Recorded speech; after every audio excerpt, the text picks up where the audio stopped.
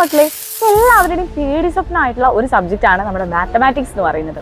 ശരിക്കും പറഞ്ഞു കഴിഞ്ഞാൽ മാത്സ് ആണ് ഏറ്റവും ഇൻട്രസ്റ്റിംഗ് ആയിട്ടുള്ള ഒരു സബ്ജക്റ്റ് എന്ന് പറയുന്നത്. കാരണം ബാക്കി എല്ലാ സബ്ജക്റ്റും വായിച്ചു പഠിക്കുമ്പോൾ നമുക്ക് ബോറടിക്കും. പക്ഷെ മാത്സ് എന്ന് പറയുന്നത് എന്താ, അങ്ങനെ ഒരു ബോറടിയുടെ ഒരു എലമെന്റേ നമ്മുടെ മാത്സിൽ വരുന്നില്ല. കാരണം മാത്സ് എന്ന് പറയുന്നത് അത്രയും ഇൻട്രസ്റ്റോട് കൂടി നമുക്ക് കണ്ടെത്താം. കാരണം ഓരോ ക്വസ്റ്റ്യൻ കാണുമ്പോഴും നമ്മുടെ മൈൻഡിൽ വരുന്ന ആദ്യത്തെ കാര്യം എന്ന് പറയുന്നത് എന്താ, അതിനൊരു സൊല്യൂഷൻ, റൈറ്റ് ആയിട്ടുള്ള ഒരു സൊല്യൂഷൻ നമുക്ക് കണ്ടെത്തണം. പല രീതിയിൽ നമുക്ക് എന്ത് ചെയ്യാം, മാത്സിൽ ഉത്തരങ്ങൾ കണ്ടുപിടിക്കാം. ഇന്ന രീതി എന്നെ ഫോളോ ചെയ്യണം അങ്ങനെയൊന്നുമില്ല, നമുക്ക് പല മെത്തേഡ്സിലൂടെ കണ്ടുപിടിക്കാം.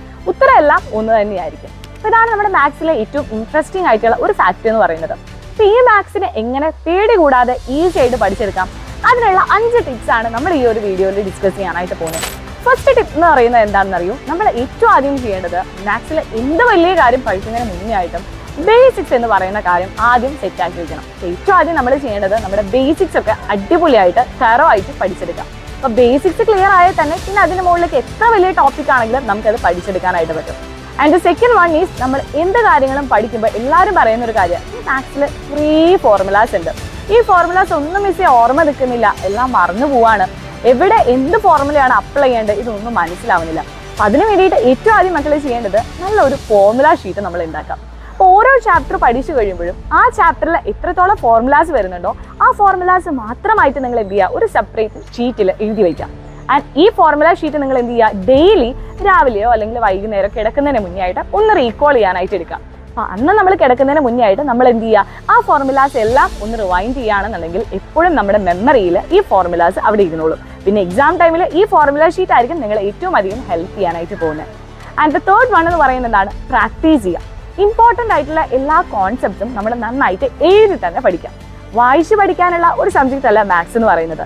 വെറുതെ അങ്ങ് വായിച്ച് ഒരു പാസീവ് ആയിട്ടുള്ള ഒരു ലേണിംഗ് മാത്സിന് ഒട്ടും ചെയ്തില്ല. അപ്പം മാത്സിന്റെ ആക്റ്റീവ് ആയിട്ടുള്ള ലേണിങ്ങിന് ഏറ്റവും ആദ്യം വേണ്ടത് പ്രാക്ടീസ് ചെയ്യാനുള്ള ഒരു മനസ്സാണ്. മടി വിചാരിച്ചിരുന്നു കഴിഞ്ഞാൽ ഏത് സബ്ജക്റ്റും ടഫ് ആയിരിക്കും. അപ്പം മാത്സ് ടഫില്ലാതെ പഠിക്കണമെന്നുണ്ടെങ്കിൽ നമ്മുടെ ടീച്ചേഴ്സ് ഒക്കെ ചില സമയത്ത് എടുക്കുന്ന സമയത്ത് പറയുമല്ലേ, ഈ ഒരു ഭാഗം ഇമ്പോർട്ടൻ്റ് ആണ്, ഇത് എക്സാമിന് വരുന്ന ഷുവർ ആയിട്ടുള്ള ഒരു ഭാഗമാണ് എന്നൊക്കെ പറയും. അപ്പം അതൊക്കെ ക്ലാസ്സിൽ നിന്ന് കേട്ട് അതേപടി മൈൻഡിൽ നിന്ന് വിടുകയല്ല വേണ്ടത്.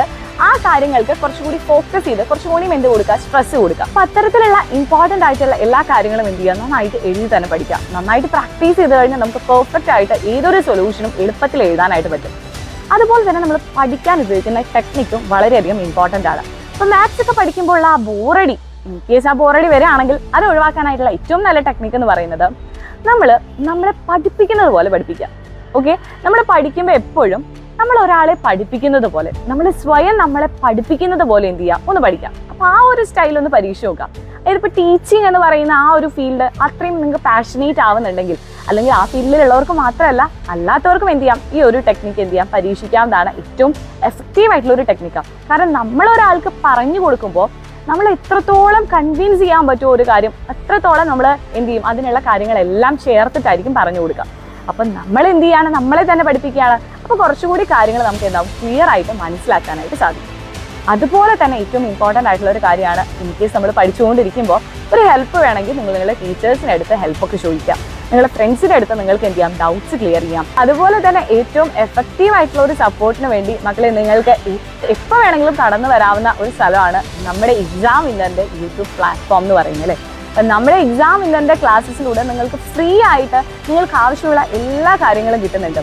ഇനി നിങ്ങൾക്ക് ഇതുപോലെ എല്ലാ കാര്യങ്ങളും പറഞ്ഞു തരുന്ന ഒരു സപ്പോർട്ടീവ് ആയിട്ടുള്ള ഒരു ടീച്ചറെയാണ് വേണമെന്നുണ്ടെങ്കിൽ നമ്മുടെ എക്സാം വിന്നറിന്റെ സ്വന്തം ഫാക്കൽറ്റീസ് ആണ് നിങ്ങൾക്ക് വേണ്ടി നമ്മുടെ ബാച്ചസ് ആയിട്ട് വന്നിട്ടില്ലേ. അപ്പം നമ്മുടെ എക്സാം വിന്നറിന്റെ ബാച്ചസിൽ ജോയിൻ ചെയ്താലും നിങ്ങൾക്ക് ഇതുപോലെ അടിപൊളിയായിട്ട് പഠിക്കാം. അപ്പോൾ ഇത്രയും കാര്യങ്ങളൊക്കെ നിങ്ങൾ ഫോളോ ചെയ്താൽ തന്നെ നിങ്ങളുടെ മാത്സ് ലേണിംഗ് എന്ന് പറയുന്നത് ഏറ്റവും രസകരമാക്കാനും അതുപോലെ തന്നെ ഇൻട്രസ്റ്റിംഗ് ആക്കാനും സാധിക്കും. അപ്പോൾ ഈ ഒരു 5 ടിപ്പ് ഫോളോ ചെയ്ത് നിങ്ങൾ എന്ത് ചെയ്യുക, ഈ ഒരു അക്കാദമിക് ഇയർ ഒന്ന് പഠിച്ചു നോക്കുക.